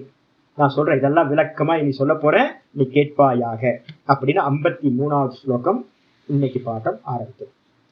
ஸ்ருதி விப்ரதிபன்னாதே யதா ஸ்தாஸ்யதி நிశ్చலா சமாதாவச்சலா புத்திஹி ததா யோகமவாப்ஸ்யசி. ஸ்ருதி விப்ரதிபன்னாதே யதா ஸ்தாஸ்யதி நிశ్చலா சமாதாவச்சலா புத்திஹி ததா யோகமவாப்ஸ்யசி. ஸ்ருதி விப்ரதிபன்னாதே யதா, தே யதா இருக்கு, யதா எடுத்துங்க எப்பொழுது, எந்த சமயத்துல. போன ஸ்லோகத்தோட கண்டினியூட்டி இது. எந்த சமயத்துல எந்த அவஸ்தையில நிறைய டிராவல் பண்ண வேண்டியிருக்கும். இந்த ஜென்மம் கூட இருக்கலாம், இல்ல அடுத்தடுத்த ஜென்மம் கூட இருக்கலாம். டிராவல் பண்ணிக்கிட்டே இருக்க வேண்டியது. இவ்வளவுதான் நீங்க பண்ண வேண்டியது. ஒரே ஒரு காரியம் தான், டிராவல் பண்ணிக்கிட்டே இருக்கணும், வேற எதுவும் இல்லை. எங்கேயாவது தேங்கி நின்னீங்கன்னா லட்சியத்தை அடைய முடியாது. அப்போ எந்த சமயத்துல இந்த யாத்திரையில, இந்த மோட்ச மார்க்கத்துல யாத்திரை பண்ணும்போது எந்த சமயத்துல எந்த காலத்துல, தே தே அப்படின்னா உனக்கு, ஸ்ருதி விப்ரதிபன்னாதே ஸ்ருதி விப்ரதி பண்ணாகா. இந்த ஸ்ருதி விப்ரதி பண்ணம்னா என்ன அர்த்தம்னு கேட்டீங்கன்னா, இந்த புத்தி வந்து பாத்தீங்கன்னா கேட்டு கேட்டு நம்ம நிறைய கேட்கிறோமா. இப்ப நான் சொன்னேன்ல, ஒவ்வொருத்தரும் இந்த திருவண்ணாமலையில உள்ள இறங்கிட்டீங்க அப்படின்னா அவ்வளோ பேர் அவ்வளவு விதவிதமா பேசுறவங்க. கிரிவல பாதையில போயிட்டீங்க அப்படின்னு கேட்டீங்கன்னா ஒவ்வொருத்தருக்கும் ஒவ்வொரு சித்தாந்தம். உலகத்துல எல்லா மனிதர்களுக்கும் வந்து பாத்தீங்கன்னா முண்டே மதிர் பின்னா. எல்லா மனுஷனுக்குள்ளாரையும் தன்னை ஜீனியஸ் நினைச்சிட்டு இருக்கான். எல்லாத்துக்குள்ளாரையும் ஒரு ஐடியாலஜி இருக்கு, இப்படிதான் அப்படின்னு. இதெல்லாத்தையும் கேட்கிற மாதிரியே வேதத்துக்குள்ளார போனீங்க அப்படின்னா, ஐயோ வெளியில இருக்கிறது தான் இவ்வளவு ப்ராப்ளம் அப்படின்னு கேட்டு சாஸ்திரத்துக்குள்ளார வந்தா ஒரு பக்கம் அத்வைதன்றான், ஒரு பக்கம் துவைதன்றான், ஒரு பக்கம் விசிஷ்டாத்வைதன்றான், ஒரு பக்கம் சாத்தம்ன்றான், ஒரு பக்கம் என்னென்னவோ மதங்கள், எவ்வளவோ சடங்குகள். சரி, வைதிகத்துக்குள்ளார போய் கர்ம காண்டத்துல ஏதாவது போலாமான்னு பார்த்தா அங்க வந்து பாத்தீங்கன்னா ஏகப்பட்ட ரிச்சுவல். ஒரு நாளைக்கு முடிக்கவே முடியாத அளவுக்கு ரிச்சுவல். வருஷம் ஃபுல்லா எத்தனை வருஷம் பண்ணாலும் தீராத ரிச்சுவல்ஸ் இருக்கு அந்த அளவுக்கு. அப்ப ஸ்ருதி விப்ரதி பண்ணா கேட்டு கேட்டு கேட்டு வேதத்திலையும் அதே மாதிரி லௌகிகத்திலையும் நிறைய விஷயங்களை கேட்டு கேட்டு நமக்கு என்ன ஆயிருக்குன்னா விப்ரதி பண்ணானா விரோதமான அறிவு உண்டாயிருக்கு. பிரதிபன்னம்ன்றதுக்கு அர்த்தம் நம்ம அடைஞ்ச அறிவு. விப்ரதிபன்னம்ன்றதுக்கு அர்த்தம் வந்து பாத்தீங்கன்னா விரோதமான அறிவு, ஒண்ணுக்கு ஒண்ணு முரண்பாடு. ரமண பகவான் சொல்லுவார் சும்மா இரு, பக்கத்தே ஒருத்தர் சொல்லுவார் சும்மா இருக்க கூடாது, அன்னதானம் பண்ணணும், இன்னொருத்தர் சொல்லுவார் கிரிவலம் பண்ணணும், இல்ல வந்து பாத்தீங்கன்னா கோயில் கட்டணும், ஹாஸ்பிட்டல் கட்டணும், இதெல்லாம் பண்ணணும். இப்ப நான் என்ன நினைக்கிறேன், சும்மா இரு சொல்லறேன்னு பகவான் சொன்னதை ஃபாலோ பண்றதா, இல்ல பூஜை ஸ்ரீசக்கர பூஜையை பண்றதா, இல்ல வந்து கிரிவலம் பண்றதா, என்னையா சொல்ல வரீங்க? ஒண்ணுக்கு ஒண்ணு. சும்மா உட்கார்ந்தா காரியம் பண்ண முடியாது, காரியம் பண்ணா சும்மா உட்கார முடியாது. இப்ப என்ன பண்றது? முரண்பாடு. அப்போ ஒவ்வொரு மகான்கள் எடுத்துங்க, நீங்க எல்லாத்தையும் தனியா என்ன பண்ணுங்கன்னு கேட்டீங்கன்னா, இப்ப 100 வருஷத்துல ஒரு 100-200 வருஷத்துக்குள்ளார வந்த பெரிய மகான்களோட அந்த டீச்சிங்ஸ் என்னன்னு வெறும் எடுத்து பாருங்க. ராமகிருஷ்ண பரமஹம்சர் வந்து பாத்தீங்கன்னா விவேகானந்தரோட கான்ட்ராடிக்ட் ஆவார், ரெண்டு பேருமே. ஏன்னா நீங்க நல்லா படிச்சீங்கன்னா தெரியும், ராமகிருஷ்ணர் சொன்னது வேற, விவேகானந்தர் பண்ணது வேறையா இருக்கும். அதுல இருந்து அடுத்த ஜெனரேஷன் பண்றது வேற மாதிரி இருக்கும். சிவானந்த சுவாமி சொல்றது வேற மாதிரி இருக்கு, ரிஷிகேஷ் சிவானந்த சுவாமி. ரமணர் பகவான் சொல்றது வேற மாதிரி இருக்கும். ஒவ்வொருத்தரும் ஒவ்வொரு விதமா தலையை பிச்சுட்டு இருக்க வேண்டியதான். கான்ட்ரடிக்ஷன், அவ்வளோ கான்ட்ரடிக்ஷன் இருக்கு. அந்த கான்ட்ரடிக்ஷனுக்கு பேர் தான், முரண்பாட்டுக்கு பேர் தான் விப்ரதி பண்ணான்னு பேர். கேட்டு கேட்டு கேட்டு கேட்டு வேதத்திலையும் ஜெய்மினி மகரிஷி வந்து பாத்தீங்கன்னா பூர்வ மீமாம்சாவை சொல்ற யாகாதிரேவ தர்மஹா அப்படின்னு. இன்னொருத்தர் வந்து பாத்தீங்க அப்படின்னா பிராணாயாமோ பரமோ தர்மகன்னு சொல்றாரு ஒருத்தர் யோகி. இன்னொருத்தர் சொல்றாரு வந்து சுவாத்தியாயோ பரமோ தர்மகன். நான் என்கிட்ட வந்தீங்கன்னா நான் சொல்லுவேன். அப்ப தர்மத்துக்கு லட்சணத்தையே வந்து பாத்தீங்கன்னா நம்மளால கண்டுபிடிக்க முடியாது. எது தர்மம் டிஃபைன் பண்ண முடியல, எது ஞானம்னு டிஃபைன் பண்ண முடியல, எல்லாத்திலையும் கான்ட்ரடிக்ஷன். இந்த விதமா இருக்கக்கூடிய உன்னுடைய புத்தி எந்த சமயத்துல நிச்சலா ஸ்தாஸ்யதி, ரொம்ப அற்புதமானது. இது எல்லாம் பொய் அப்படின்னு தானா வந்து உன்னோட புத்தி எந்த சமயத்துல நிச்சலமா அசைவில்லாம, நிச்சலம்ன்றதுக்கு அர்த்தம் சலம், நிச்சலம், அசைவில்லாமல், ஸ்தாஸ்யதி நிலை பெற்று எஸ்டாப்ளிஷ் ஆகி நிக்கிதோ, அப்ப தெரிஞ்சுக்கலாம் சமாதவ் அச்சலா புத்தி. உன்னுடைய புத்தியானது சமாதின்றதுக்கு அர்த்தம் இந்த இடத்துல ஆத்மாக்கு லட்சணம் சமாதி. ஆச்சாரியர் சொல்ல போறார், பாஷ்யத்துல பாத்துக்கலாம். சமாதின்றதுக்கு அர்த்தம் இந்த ஆத்மாவிலேயே வந்து பாத்தீங்கன்னா அச்சலமாக நான் நான் நான் நான். ஆத்மான வேற எதையோ ஆப்ஜெக்ட் யோசிக்காதீங்க, ஆப்ஜெக்ட் யோசிச்சீங்கன்னா தப்பா போயிடும். நான் இந்த வெறும் நான் அப்படின்னு சொல்லக்கூடிய அந்த தத்துவத்திலேயே நான் நான்ற வெறும் நான். இப்ப நம்ம எப்படி இருக்கோம்? புத்தி, மனசு, தேகம், விஷயங்கள் இதுலதான் நின்றுகிட்டு இருக்கோம். நம்ம நிக்கிறோம். ஸ்தாசியத்தின்றதுக்கு அர்த்தம் நிற்கிறதுன்னு அர்த்தம். எப்ப எங்க நிக்கிறோம் அப்படின்னா ஆல்மோஸ்ட் வெளியிலேயே நிக்கிறோம். அதுக்கப்புறம் தேகத்துல நிக்கிறோம். அதுக்கப்புறம் சென்ஸ் ஆர்கன்ஸ்ல வந்து பாத்தீங்கன்னா ஃபீடிங் பண்ணும்போது அதுல நிக்கிறோம். அதுக்கப்புறம் எதுவும் இல்லைன்னா மனசுக்குள்ளார கல்பனா போயிட்டு இருக்க மனசுல நிக்கிறோம். புத்திசாலியா இருக்கும் போது புத்தியில நிக்கிறோம். தூக்கத்துல வந்து பாத்தீங்க அப்படின்னா ஒன்னும் தெரியலன்ற அவித்தியால தூங்கி போறோம். ஆனா நான் நானா மட்டும் இல்லை, எந்த காலத்திலயும் இல்லை. அப்ப இதெல்லாம் வந்து பாத்தீங்கன்னா முறையா சிரவணம் பண்ணி, முறையா மனனம் பண்ணி, நேத்தி நேத்தி நேத்தி நேத்தி எனக்கு அந்நியமா இருக்கிறது எல்லாத்தையும் இதெல்லாம் பொய் பொய் பொய் பொய்ன்னு நேர்த்தி பண்ணி தானா எப்ப வந்து சமாதவ் அச்சலா புத்தி, இந்த புத்தி வந்து பாத்தீங்கன்னா எப்ப வந்து பாத்தீங்கன்னா அந்த ஆத்மான்னு சொல்லக்கூடிய சமாதின்னு சொல்லக்கூடிய ஆத்மால அச்சலமா வந்து பாத்தீங்கன்னா நிலை பெறுகிறதோ அந்த சமயத்துல யோகம் ததா யோகம் அவாப்சிஸ். அந்த சமயத்துல ததானா அந்த சமயத்துல யோக சமாதி, அதனாலதான் யோகத்தை படிக்க சொல்றது. யோக சப்தம் வந்து பாத்தீங்கன்னா பொதுவா சொன்னா என்ன அர்த்தம்? யோகம் அப்படின்றதுக்கு அர்த்தம். இப்ப அதனாலதான் யோக சூத்திரத்தை உங்களுக்கு எடுத்துக்கிட்டு இருக்கேன். கீதானாவே யோக சூத்திரம் இல்லாம கீதா மூவ் ஆகாது. இங்க யாராவது சொல்றாங்க யோகம்னா என்னப்பா அப்படின்னு கேட்டா உங்களுக்கு தெரியும். யோகம்னா சமதாவஸ்தா. முதல் லட்சணம் சொல்லியிருக்கேன். யோகம்ன்றதுக்கு அர்த்தம் சமாதி. யோகம்னா சமாதி. சமாதினா என்ன சுவாமி அப்படின்னு கேட்டீங்கன்னா சமதாவஸ்தா. சமதாவஸ்தான் என்ன அர்த்தம்? சமமா இருக்கிறது. எதோட? இந்த மனசு வந்து பாத்தீங்கன்னா எப்பவுமே விஷமமா இருக்கு. சதா காலமும் வந்து பாத்தீங்கன்னா இந்த ஆத்மாவோட லட்சணம் என்னது? ஆத்மா அச்சலம். ஆனா இந்த மனசு எப்படிப்பட்டதா இருக்கு? சித்தம் புத்தி சலமா இருக்கு, சஞ்சலிச்சுக்கிட்டே இருக்கு.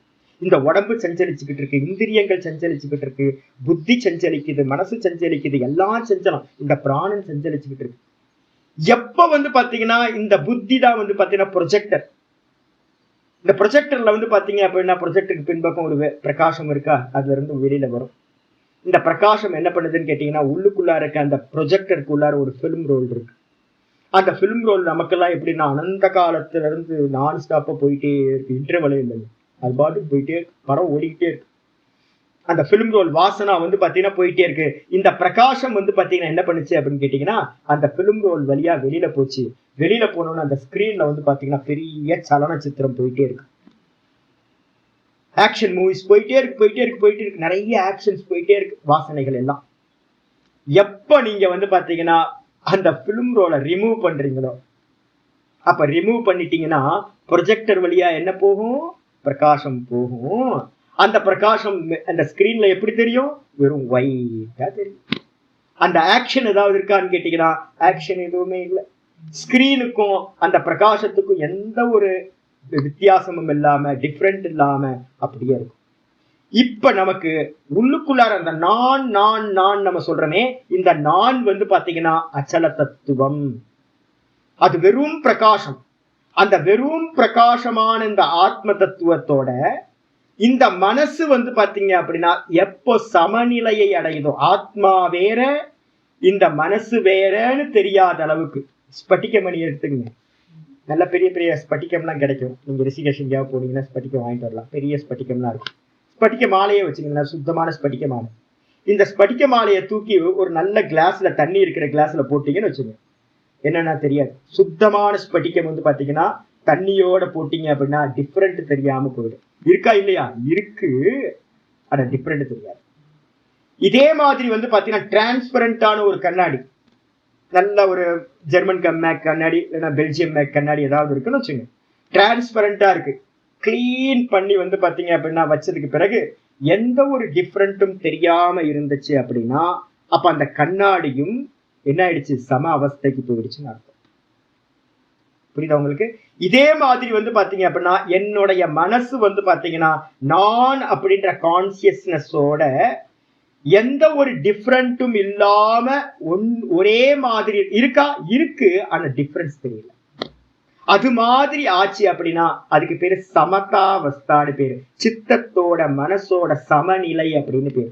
வேறு இல்லாம இருக்கிறது, அந்த நிலைக்கு பேரு வந்து பாத்தீங்கன்னா சமாதி அப்படின்னு பேரு.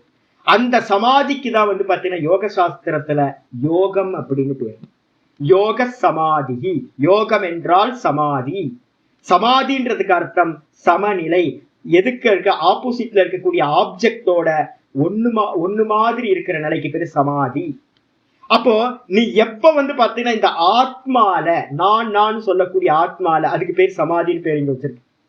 அந்த ஆத்மால வந்து பாத்தீங்கன்னா இந்த புத்தியானது சமநிலையை அடைந்ததா இருக்கோ ததா அப்பொழுது நீ சமாதியை யோகத்தை அடைந்தவனாக ஆவாய். அப்ப இது வந்து பாத்தீங்கன்னா நிதித்தியாசனத்தோட பரிபக்குவத்துல நடக்கிறது. அப்ப மன கிளியரா போட்டுங்க. கர்மயோகம், கர்மயோகத்துல இருந்து சமத்துவம். சமத்துவம்ன்றது வந்து ஸ்டார்டிங் பிளேஸ். நீங்க ஸ்டார்டிங் பிளேஸ்ல ஸ்டார்ட் பண்ணாம முதல் படியே வந்து பாத்தீங்கன்னா யோகம்ன்றது சமம். மனசோட சமநிலையில இருந்து என்ன பண்றீங்க? சிரவணம் பண்றீங்க, மனனம் பண்றீங்க, நிதித்தியாசனத்துக்கு வரீங்க.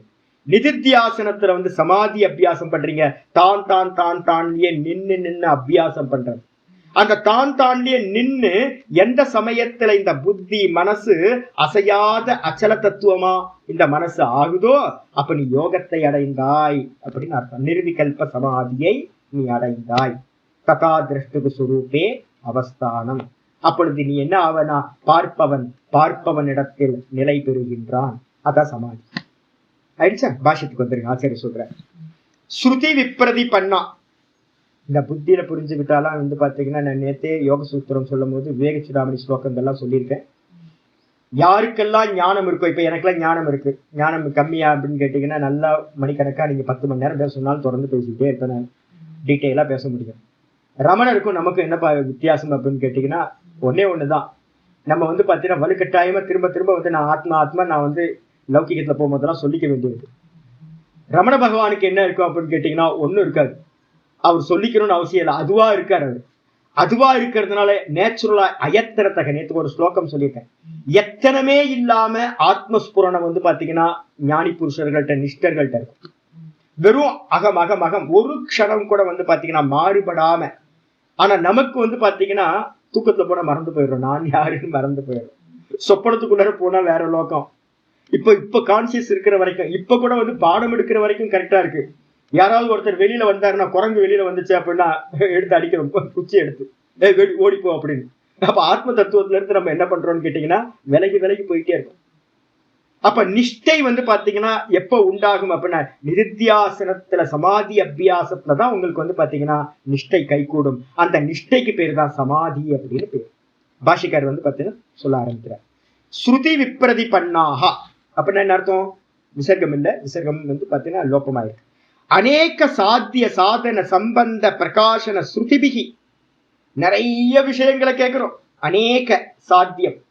ஊர் உள்ள போயிட்டீங்க அப்படின்னா, இப்ப வெளியில கீழே இறங்குனீங்கன்னா எல்லாம் ஆரம்பிச்சிடும். இந்த ரைஸ் வந்து உங்களுக்கு சுகர் அதிகமா கொடுக்கும் சாமி ஆரம்பிச்சிருவாங்க. கைக்குத்தல் அரிசி சாப்பிட்டா சூப்பரா இருக்கும் சாமி, சுகர் கம்மியாகும். ரோட்ல இறங்குனாவே வந்து பாத்தீங்கன்னா ஊர்ல இருக்கவெல்லாம் சுகர் மாத்திரையா சொல்றான். எங்க இறங்குனாலும் சாமி வேப்பலையை சாப்பிடுங்க சாமி காலையில இருந்தா. இன்னொருத்த சொல்றான் கொய்யா இலைய சாப்பிடுங்க சாமி. மாடா இலையா மேய்ஞ்சிக்கிட்டு இருக்கிறதுக்கு ஊர்ல இருக்க இலை எல்லாத்தையும் மேய சொல்றாங்க. எல்லாம் எவரை எடுத்தாலும் டாக்டர் ஆயிடுறாங்க. எல்லாரும் டாக்டர் இந்த உலகத்துல. தலைவலிக்குதா உடனே 10 வயிறு மருத்துவம்.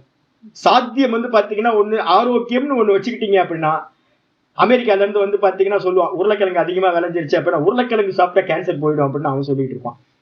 இன்னொருத்தர் கொஞ்ச நாள் கழிச்சு என்ன பண்ணுவான்னு கேட்டீங்கன்னா, உருளைக்கிழங்கு சாப்பிட்டா இந்த ப்ராப்ளம் வரும் அப்படின்னு அதே யூனிவர்சிட்டி என்ன பண்ணுவோம், உருளைக்கிழங்கு சாப்பிட்டா கேன்சர் வரும் இன்னொரு பேப்பரை யூஸ் பண்ணுவான். உலகம் ஃபுல்லா தியரி தியரி தியரி, ஏகப்பட்ட தியரி. சாத்தியம் அதை அடையறதுக்கான சாதனம் என்ன, உபாயம் எதை அடையறதுக்கு என்ன உபாயம். இந்த 2 விஷயங்கள் தான் இந்த உலகம் ஃபுல்லா. இந்த உலகத்தையே 2ஆ டிவைட் பண்ணும்போது சாஸ்திரம் சொல்லுது, ஒன்னு சாத்தியம் ஒன்னு சாதனம். ஒண்ணு வந்து பாத்தீங்கன்னா அடைய வேண்டிய விஷயம், இன்னொன்னு அந்த அடையறதுக்கான உபாயங்கள். இந்த 2த்தையும் வந்து பாத்தீங்கன்னா அதோட சம்பந்தம் யாராவது ஒருத்தர் சொல்லணுமே அப்படின்னு கேட்கும் போது அதோட சம்பந்தமா இருக்கக்கூடிய பிரகாசன சுருதிபிகி, அதை பிரகாசப்படுத்தக்கூடியது உலகத்துல ஏகப்பட்ட பேர் இருக்காங்க. ஆத்தென்டிக்கா நம்ம நிறைய ஹார்வர்ட் யூனிவர்சிட்டி சொல்லிட்டோம், ஹார்வர்ட் யூனிவர்சிட்டி சொல்லிட்டா கடவுளே வந்து சொன்ன மாதிரியா யோசிச்சு பாருங்க. ஆனா நம்புறோம் நம்ம. ஏதாவது அமெரிக்கன் யூனிவர்சிட்டியோ இல்ல லண்டன் யூனிவர்சிட்டியோ ஏதாவது ஒண்ணு சொல்லிடுச்சுன்னா நம்புறோம்.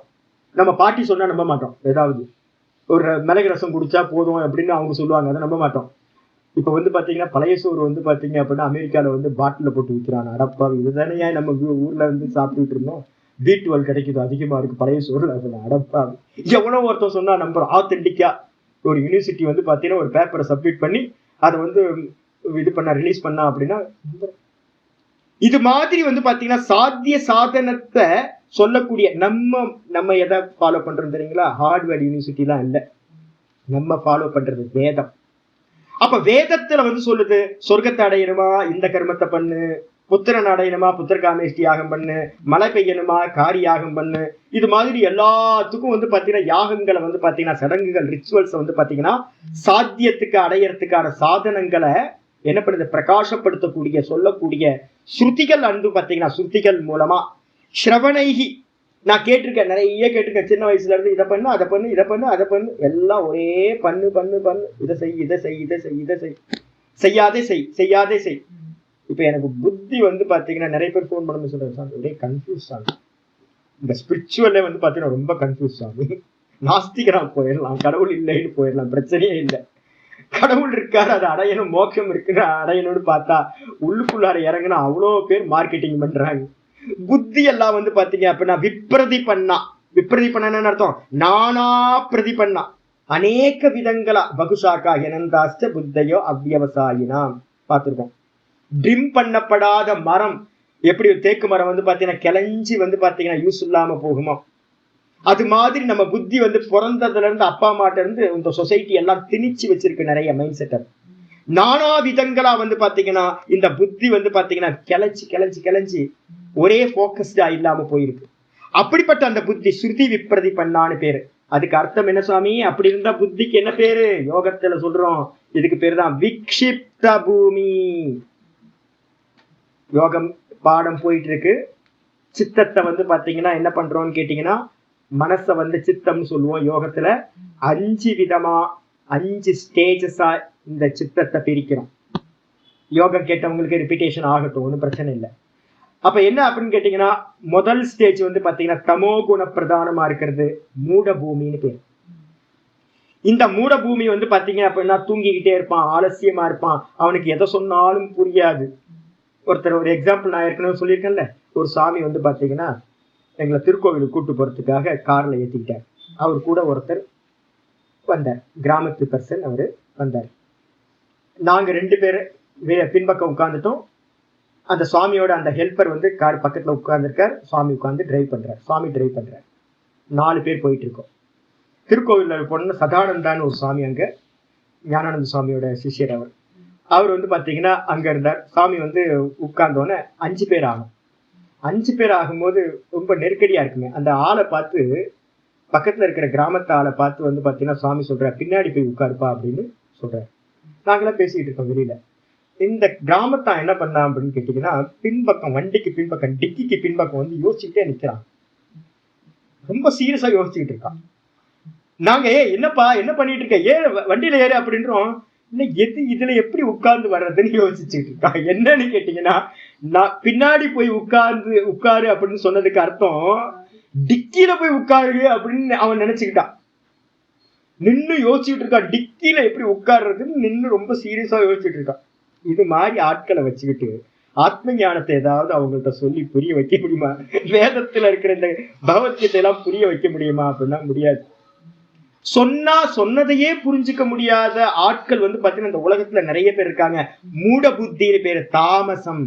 சொன்னா விளங்காது எதுவுமே, அதுக்கு பேரு மூட பூமின்னு பேரு. ஸ்டேஜ், பூமினா ஸ்டேஜ், மூடம்னு பேரு, மனசோட மனநிலைக்கு பேரு. 2வது வந்து பாத்தீங்கன்னா ரஜோகுணம் அதிகமா இருக்கும். அந்த ரஜோகுணம் அதிகமாகும் போது க்ஷிப்த பூமின்னு பேரு. இந்த மனசு வந்து பாத்தீங்கன்னா நிறைய பீப்புள் என்ன இருக்காங்க, ஒர்க்காலிக்கா இருக்காங்க, நிறைய பேர் இருக்காங்க இந்த உலகத்துல. பாத்தீங்கன்னா பரபரன்னு காரியம் பண்ணிட்டு இருப்பாங்க. ஒர்க்கர்ஸ், சாதாரண லேபர்ஸ் நம்ம சொல்றோம் பாத்தீங்களா, அந்த லேபர்ஸ் எல்லாமே வந்து பாத்தீங்க அப்படின்னா ரொம்ப ஒர்க் பண்ணிக்கிட்டே இருப்பாங்க. 24 மணி நேரம் ஒர்க் பண்ணாலும் டயர்ட் ஆகவே மாட்டாங்க.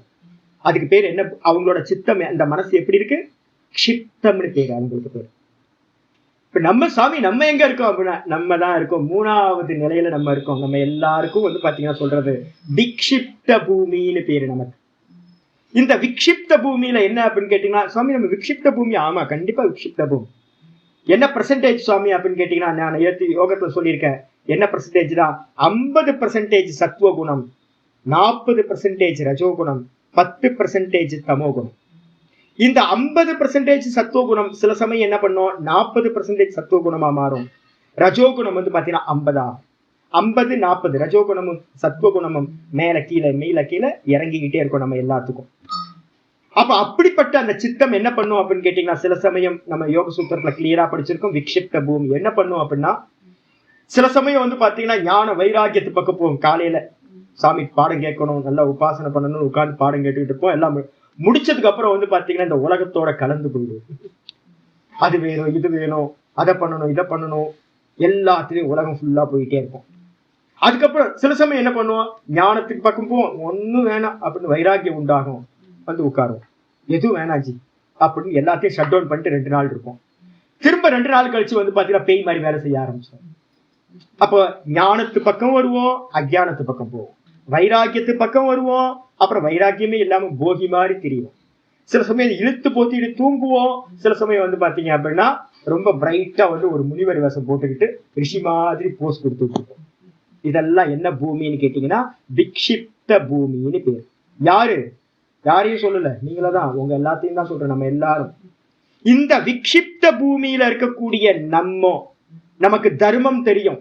பகவத்கீதை மாதிரி நிறைய கிரந்தங்களை நிறைய பேர் கேட்டிருப்போம். நிறைய குருமார்களோட வச்சனங்களை எல்லாத்தையும் கேட்டிருப்போம். இதெல்லாத்தையும் கேட்டு இன்னும் நமக்கு வந்து பாத்தீங்கன்னா பிக்ஸ் ஆகல. நிறைய ட்ரிம் பண்ண வேண்டியதை ட்ரிம் பண்ணல, எடிட் பண்ண வேண்டியதை எடிட் பண்ணல. எல்லாம் போட்டு உள்ள போய் கிச்சடி மாதிரி கலந்து போய் கிடக்குது. பருப்பு எது, சாதம் எது, காய்கறி எதுன்னு தெரியாம எல்லாம் கடைஞ்சு போய் கிச்சடியா கிடக்குது உள்ளுக்குள்ளார. அப்படிப்பட்ட நம்ம விக்ஷிப்தா சதி, இந்த விக்ஷிப்த பூமியில இருக்கக்கூடிய அப்ப 2 ஸ்டேஜ்ல இருக்கிறவங்களை நம்ம வந்து சாதகரா ஸ்வீகாரம் பண்றதில்ல. இந்த 2 ஸ்டேஜ்ல இருக்கிறவங்க யாரு? மூடம்னு சொல்லக்கூடியவங்க. அதுக்கப்புறம் ஒர்க்காலிக்கா இருக்கிறவங்க. 10 நிமிஷம் என்கிட்ட ஒரு சாமி வந்தார். அவர் என்ன பண்ணுவாரு அப்படின்னு கேட்டீங்கன்னா 10 நிமிஷம் ஒரு ஆள் இருக்க முடியாது. உட்கார்ந்து ஒரு இடத்துல பாடம் கேட்க முடியாது. பேசிட்டே இருப்பாரு. இப்படி போவாரு, ஒருவார் திரும்ப வந்து உட்காரு, திரும்ப போவாரு, ஒருவார் திரும்ப வந்து உட்காரு. எப்பவுமே கிளாஸ்ல வந்து பாத்தீங்கன்னா வெளியில தான் உட்காருவார். ஏன் அப்படின்னு கேட்டீங்கன்னா அப்பதானே வெளியில போயிட்டு வந்துட்டு இருக்க முடியும். நடுவுல உட்காரவே மாட்டார். மனசு சஞ்சலமா இருக்கிறது. அவங்களால வந்து இந்த சமாதி அடைய முடியுமா, ஆத்மானுபூதி அடைய முடியுமானா அடையவே முடியாது. அப்ப என்ன அர்த்தம்னா ரொம்ப முட்டாளா, புரிஞ்சிக்கவே முடியாத முட்டாளா இருக்கிறவனுக்கும் ஆத்ம தத்துவம் விளங்காது. ரொம்ப ஒர்க்காலிக்கா இருக்கிறவனுக்கும் கர்மத்திலேயே இருக்கிறவனுக்கும் ஆத்ம தத்துவம் விளங்காது. அதுக்கப்புறம் அந்த 3வது பூமி எது அப்படின்னு கேட்டீங்கன்னா நம்ம தான் 3வது பூமி, விக்ஷிப்த பூமின்னு பேர். அப்ப இங்கதான் நமக்கு அதிகாரம் இருக்கு. நம்ம எல்லாரும் வந்து பாத்தீங்கன்னா மோட்சத்துக்காக ட்ரை பண்றோம். அப்படிப்பட்ட அந்த விக்ஷிப்த சித்தத்துல இப்ப நம்ம என்னவா இருக்கோம்? கலங்கி போயிருக்கோம், அர்ஜுனன் மாதிரி. அப்படிப்பட்ட நம்ம தவ புத்தி, உங்களுடைய அர்ஜுனா நீ விக்ஷிப்த பூமியில இருக்க. உன்னோட புத்தி வந்து பாத்தீங்கன்னா எதா எப்பொழுது யஸ்மின் காலே எந்த காலத்துல ஸ்தாஸ்யதி ஸ்திரீ பூதா பவிஷ்யதி எந்த காலத்துல உன்னோட புத்தி வந்து பாத்தீங்கன்னா ஸ்டெபிலிட்டி ஆகுதோ, ஸ்திரமாகுதோ, நல்லா ஒண்ணுத்திலேயே நிக்கிற அபியாசம் வருதோ. நான் நேற்று சொல்லியிருக்கேன், விக்ஷிப்த பூமிக்கு அப்புறம் 3வது பூமி. அதுக்கு அடுத்தது நம்ம அடுத்த ஸ்டேஜ் எங்க போகணும்? ஏகாகிரம்னு சொல்லக்கூடிய 4வது பூமிக்கு போகணும். இந்த ஏகாகிர பூமியில வந்து பாத்தீங்கன்னா சத்துவ குணம் 70% ஆச்சு அப்படின்னா உங்க புத்தி ஸ்டெபிலிட்டி ஆக ஆரம்பிச்சு. இப்ப நம்மள்ட்ட புத்தி எவ்வளவு எப்படி இருக்கு? சத்துவ குணமும் ரஜோகுணமும் 50-40 மாறி மாறி வந்துகிட்டே இருக்கு. அப்ப இந்த சத்துவ குணத்தை மெதுவா இம்ப்ரூவ் பண்ணிக்கிட்டே போகணும். 70% உங்களுக்கு சத்துவ குணம் வந்துருச்சு அப்படின்னா சரி, புத்தி வந்து பாத்தீங்கன்னா நான் என்ன சொல்றேனோ என்ன அப்படியே ஃபாலோ பண்ண முடியும். என்னோட ஸ்டூடெண்ட் ஒருத்தர் இருந்தார், இப்ப கூட இல்ல, ராமகிருஷ்ண மடத்து சுவாமி ஒருத்தர். என்ன அற்புதம் அப்படின்னா நல்ல பிராமண ஜென்மம், நல்ல வந்து பாத்தீங்கன்னா மாத்வ சம்பிரதாயம். இந்த மத்வ சம்பிரதாயத்துல வந்தவங்களோட புத்தி வந்து ரொம்ப ஷார்ப். கர்நாடகால இருந்து வரவங்களுக்கு பாத்தீங்கன்னா தெரியும், ரொம்ப சொச்சமான புத்தியா இருக்கும், ரொம்ப ஷார்ப்பா இருக்கும். அந்த புத்தி வந்து பாத்தீங்கன்னா என்னோட ஸ்டூடெண்ட். அவர் ராமகிருஷ்ண மடத்துல நிறைய வருஷம் இருந்தவர். நான் இப்ப உங்கள்கிட்ட சொல்றேன்ல, இதெல்லாத்தையும் நான் இப்ப சொன்னதெல்லாம் ரிப்பீட் பண்ண முடியுமா யாரையாவது உங்களால? அந்த ஸ்டூடெண்ட் வந்து பாத்தீங்க அப்படின்னா கணக்குல ஃபாலோ பண்ணுவார். நான் என்ன பேச போறேன்றது, அடுத்து நான் என்ன பேச போறேன்றத அவர் சொல்லுவார். யோசிச்சு பாருங்க, கடந்ததையும் அப்படியே நினைவுல வச்சிருப்பார். ஃபாலோ பண்றதுன்னா எனக்கு ஆச்சரியமாக, என்ன மனுஷன் என்ன ஸ்கேன் பண்றாரோ அப்படின்னு எனக்கு பயமா இருக்கும். நான் சொல்ல போறத வந்து பாத்தீங்கன்னா அவர் சொல்லுவார். நான் என்ன சொன்ன இன்டென்ஷன், என்ன இன்டென்ஷனோ அந்த இன்டென்ஷனை கூட புரிஞ்சுக்கிறதுக்கான சாமர்த்தியம் அவர்கிட்ட இருக்கும். அது என்னன்னு கேட்டீங்கன்னா 70% இருக்கக்கூடிய சத்துவ குணம். இந்த 70% உங்களுக்கு சத்துவ குணம் வந்துருச்சு அப்படின்னா புத்தி போக்கஸ்டா தொடர்ந்து ஒரே விஷயத்தை குவிச்சு அதை யோசிக்கிற சாமர்த்தியம் உங்களுக்கு உண்டாகும். இது மெதுவா 70, 75, 80, 85, 90, 95, 98 வந்ததுக்கு அப்புறம் சித்தம் சத்துவ குணம் வந்து 80% நித்திய சத்வஸ்தகன்னு நம்ம சொல்லியிருக்கோம். நிஸ்திரை குன்யோ பவார்ஜுன எல்லாம் வந்து பாத்தீங்கன்னா ஆச்சாரியர் சொன்னார், நித்திய சத்வஸ்தக சதா காலமும் சத்துவ குணத்திலேயே நிக்கிறது. 98% வரைக்கும் உங்களோட சத்துவ குணம் இம்ப்ரூவ் ஆச்சு அப்படின்னா அப்ப என்ன ஆகும் கேட்டீங்கன்னா நேத்து பாட்டத்துல பார்த்திருக்கோம். அந்த 98% இருக்கக்கூடிய அந்த சத்துவகுணம் இருக்கும்போது இந்த மனம் என்ன பண்ணுது? சொரூப பிரதிஷ்டாம் இவ. பாஷ்யம் நேற்று யோக பாஷ்யம் படிச்சிருக்கோம். நேற்று 2 நாளைக்கு முன்னாடி அந்த யோக பாஷ்யத்துல சொல்லுது என்னன்னு கேட்டீங்கன்னா, சத்துவகுணாத்மிகாச்சயம், இந்த சத்துவகுணமா இருக்கக்கூடிய பிரதானமா இருக்கிற இந்த சித்தத்துல சொரூப பிரதிஷ்டையானது உண்டாகுது. சொரூப பிரதிஷ்டைன்னு அர்த்தம் தானா நிச்சயம். அப்ப இந்த புத்தி என்ன பண்ணுதுன்னா, வெளி விஷயங்கள்ல போகாம வெளி சிந்தனைகள் பண்ணாம இந்த புத்தி என்ன பண்ணுது அப்படின்னா, சித்தம்னு மனசுன்னு சொல்லக்கூடிய இந்த புத்தி என்ன பண்ணுது? இந்த ஆத்ம தத்துவத்திலேயே போக்கஸ்டா நிலையா ஸ்தாசியதி, நிலையா நிக்குது. ஸ்திரீபூதா பவிஷ்யதி, நிலையாக நிலை பெற்றதாக ஆகிறது, ஆகும். நிச்சலா, அது எப்படி இருக்கு? அந்த நிலை எப்படி இருக்கு அப்படின்னு கேட்டீங்கன்னா, நிச்சலமா இருக்கிறது. நிச்சலம்னா என்ன சாமி? புரிஞ்சா போதுமா? புரிஞ்சாலும் 10வது சாமி ஆடிக்கிட்டே இருக்கும். நேற்று விவேக் சுடாமணி ஸ்லோகம் சொல்லியிருக்கேன். புரிஞ்சா போதும்ன்ற வேதாந்தத்துல இருக்கக்கூடிய ஆத்ம தத்துவம் புரியும். ஆனா சித்தம் பாத்தீங்கன்னா சஞ்சலத்தோட என்ன ஆகும்? எல்லாத்தோட எண்ணங்களோட கலந்து இந்த நான்ற எண்ணமும் இருக்கும். அதே நேரத்துல இந்த சமாதி அடைஞ்சவனுக்கு எப்படி இருக்கும் அப்படின்னு கேட்டீங்கன்னா, நிச்சலமாகும். நிச்சலம்னா என்னது? ஆச்சாரிய சொல்றாரு பாருங்க, விக்ஷேப சலன வர்ஜிதா சதி. விக்ஷேபம்னு சொல்லக்கூடியது இருக்குல்ல, அசைகிறது, சலனம், சின்ன வைப்ரேஷன் கூட இல்லாம 100% பாத்தீங்கன்னா சித்தம் அசையாம. பாஷிகாரர் எழுதுறாரு. நிறைய பேர் புரிஞ்சா போதும்ன்ற வேதாந்தம் இல்ல, பாஷிகாரோட பாஷ்யத்துல இவ்வளவு கிளியராவே எழுதுறாரு. விக்ஷேபம் 100% இல்ல அப்படின்னா அந்த இடத்துல அவ்வாறு இருந்து கொண்டு சமாதவ். சமாதவ்னா என்ன சுவாமி அப்படின்னு கேட்டீங்கன்னா, எதுல நிச்சலமா இருக்கு அப்படின்னா சமாதியில நிச்சலமா இருக்கு. சமாதின்ற லட்சணம், நம்ம இந்த லட்சணமும் எழுதிக்கங்க யோக சூத்திரம் படிக்கிறவங்களுக்கு. யோகத்துல பாத்தீங்கன்னா சமாதின்றது சமாதி யோக சமாதின்னு பேரு. சமாதின்றதுக்கு அர்த்தம் சமதாவஸ்தான்னு பேரு, சமநிலைன்னு பேரு. இதுக்கப்புறம் பாத்தீங்கன்னா இங்க ஆச்சாரியர் ஒரு லட்சணம் சொல்றாரு, ரொம்ப கேர்ஃபுல்லா. யோக இந்த கீதால 2-3 இடத்துல சமாதின்ற லட்சணத்தை சொல்ல போறார். இதுல முக்கியமான லட்சணம் இது. யாராவது வேதாந்தம் படிக்கிறவங்க இதை அப்படியே மனசுல நல்லா எழுதி வச்சுக்கங்க. சமாதியத்தே சித்தம் அஸ்மின் இதி சமாதிஹி. இதனிடத்தில் இந்த சித்தமானது என்ன ஆகுதுன்னா சமாதியத்தை கலந்து போகுது, வேறு இல்லாமல் சமநிலையை இந்த சித்தம் அடைந்து போச்சு அப்படின்னா அந்த ஆத்மாவுக்கு பேரு சமாதின்னு பேரு. ஆத்மாவோட பேரே சமாதி. அதான் ஆச்சாரிய சொல்றார், சமாதியத்தே சித்தம் அஸ்மின் இது. அஸ்மின் ஆத்மனி, இந்த ஆத்ம தத்துவத்துல இந்த சித்தமானது நன்றாக ஒடுங்கி போச்சுன்னா, லயமாச்சு அப்படின்னா, கலந்து போச்சு அப்படின்னா அதுக்கு பேர் சமாதின்னு பேரு. ஆத்மாதான் சமாதின்னு பேரு. தஸ்மின் ஆத்மனி இது ஏதத். அந்த ஆத்மால நான் சொல்றேன்ல, இந்த நான் சொல்லக்கூடிய அந்த ஆத்ம தத்துவத்துல இந்த சித்தம் வேறு இல்லாம ஒண்ணு கலந்து போய் ஆத்மாவா இருக்கிறது, தானா இருக்கிறதுக்கு பேரு தான் சமாதி. அப்ப சமாதினா என்ன சுவாமி? தானா இருத்தல். தானா இருத்தலுக்கு பேர் தான் சமாதி அப்படின்னு சொல்லியாச்சு. அந்த இடம் ஆத்மாவோட தத்துவம் என்னது? அச்சலம். அப்ப இந்த சித்தம் அதோட ஒன்னாயிடுச்சு அப்படின்னா இந்த சித்தமும் அசையாமல் இருக்கு, அச்சலா. தத்ராபி விகல்ப வரிஜிதா இது ஏதத். ரொம்ப அற்புதம். யோக சாஸ்திரம் படிக்கும் போது சமாதிய 2 விதமா சொல்லியிருக்கோம். திவிதா சமாதி. நேற்று முடிக்கும் போது 2வது சூத்திரத்தை முடிக்கும் போது நான் சொல்லியிருக்கேன், யோகம் என்பது 2 விதம். சமாதின்னு சொல்லக்கூடிய யோகம் 2 விதம். ஒன்னு சவிகல்ப சமாதி, இன்னொன்னு நிர்விகல்ப சமாதி. ஒன்னு சம்பிரஜாத சமாதி, இன்னொன்னு அசம்பிரஜாத சமாதின்னு சொல்றது. துவைத்தத்துல எந்த சமாதி எல்லாம் நடக்குமோ, ஈஸ்வர ரூபங்கள்ல நம்ம நிறைய ஈஸ்வர ரூபங்கள்லாம் வச்சிருக்கோம். போறங்க ஈஸ்வர ரூபங்கள் எல்லாம் நம்ம பாத்தீங்கன்னா தியானம் பண்ண முடியும்.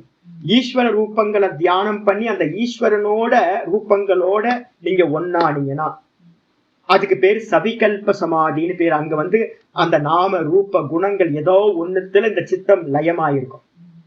இதே நேரத்துல ஆத்ம தத்துவத்துல ஆத்மா எப்படிப்பட்டது? நிர்குண நிராகாரம். எந்த ஃபார்மும் இல்லை, எந்த ரூபம் இல்லை, எந்த நாமம் இல்லை. அப்ப வெறும் கான்சியஸ்னஸ்ல நிர்குண நிராகாரமா நிர்குணமா இருக்கக்கூடிய இந்த ஆத்மால இந்த மனசு பாத்தீங்கன்னா ஒன்னாச்சுன்னா அப்ப என்ன ஆகும் கேட்டா அதுக்கு பேர் நிர்விகல்பம்னு பேரு. ஏன்னா கல்பனையே இல்லைங்க. நாமரூப கல்பனைகள் இல்லாததுக்கு பேர் நிர்விகல்ப சமாதி. அதுதான் ஆச்சாரியார் இங்க சொல்றாரு. அச்சலான்றதுக்கு அர்த்தம் என்ன அர்த்தம்னா, யாரும் சவிகல்ப சமாதி எல்லாம் எடுத்துறாதீங்கப்பா. சவிகல்ப சமாதி மொத்தம் 6 சமாதிகள் இருக்கு, அதை எடுத்துறாதீங்க. ஜட சமாதின்னு ஒண்ணு இருக்கு, பிரகிருதி லயம்னு, அதையும் எடுத்துறாதீங்க. அப்ப என்ன அர்த்தம் ஆச்சாரியர் சொல்றாரு, விகல்ப வர்ஜிதா இது ஏத்தது. விகல்பம்னு என்ன அர்த்தம்? சவிகல்ப சமாதி 6 இருக்கு, அந்த 6த்தையும் எடுத்துறாதீங்க.